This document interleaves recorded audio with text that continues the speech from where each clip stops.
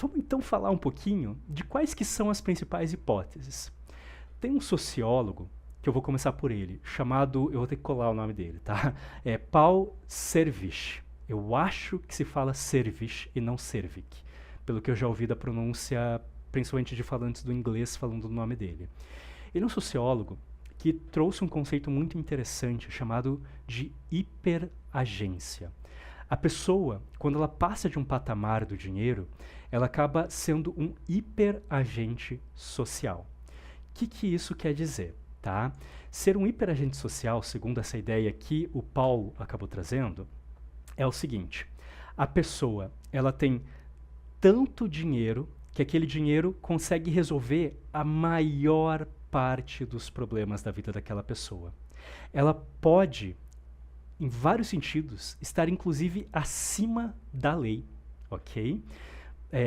Várias pesquisas, e aqui são pesquisas quantitativas novamente, que pegam uma grande amostra de pessoas, mostram que quanto mais caro o carro das pessoas, mais elas tendem a desrespeitar leis de trânsito e acumular dinheiro em multas, né? Acumular grana que eles têm que gastar para pagar multas, ok? É uma correlação muito clara entre as duas coisas, é bem divertido ver isso, né? Por quê?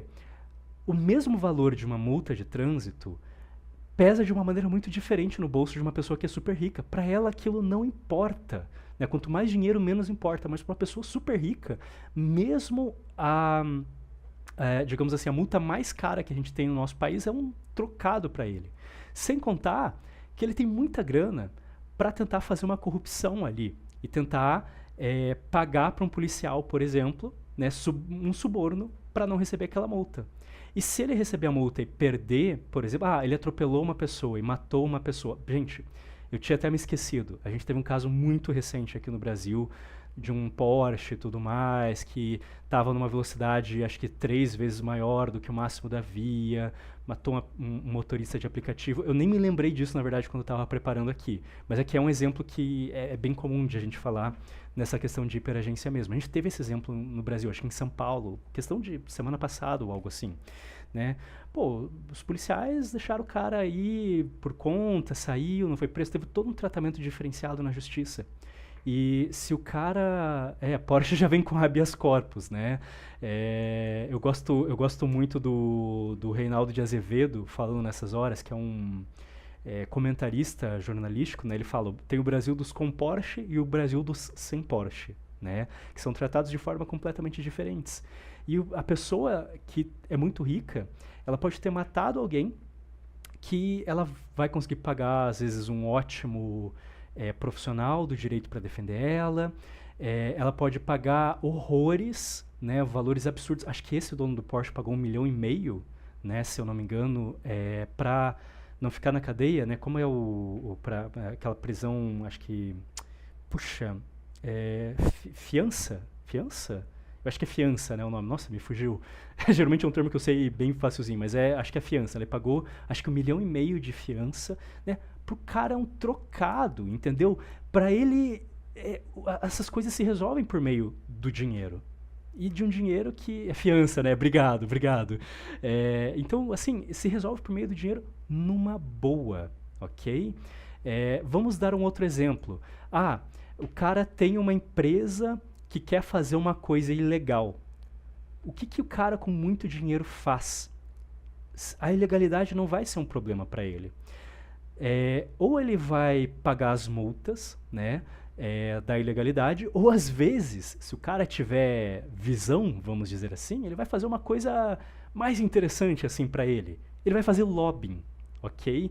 Ele vai colocar no poder, né, através, por exemplo, de doações de campanha, políticos que tenham uma agenda para mudar a lei para favorecer ele. Ou até mesmo, né, nos Estados Unidos, em outros países, aqui no Brasil não. Existe o lobbying, obviamente, em vários países, mas nos Estados Unidos, o lobbying, o lobista, vamos dizer assim, é uma profissão, né? Você ser lobista. O que é ser lobista?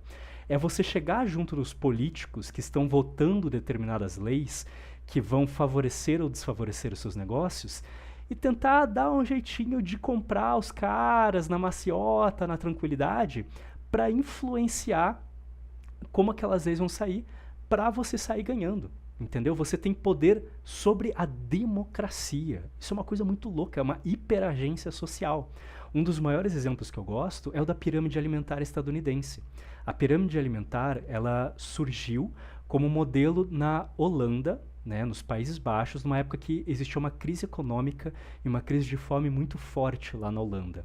E o governo holandês, na época, fez toda uma tabela com nutrientes que as pessoas precisavam para elas saberem o que elas precisariam priorizar com o pouco dinheiro que elas tinham para comprar para não passar fome e ter muitos problemas de saúde, ok?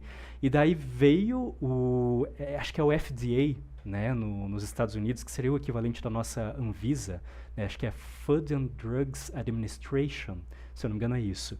E o FDA fez todo um trabalho para fazer a ideia da pirâmide alimentar, pegar o que foi feito lá na Holanda e tentar transformar numa orientação geral para a população estadunidense, num contexto bem diferente. E hoje em dia a gente já sabe muito claramente que várias partes daquela pirâmide alimentar não precisavam estar lá.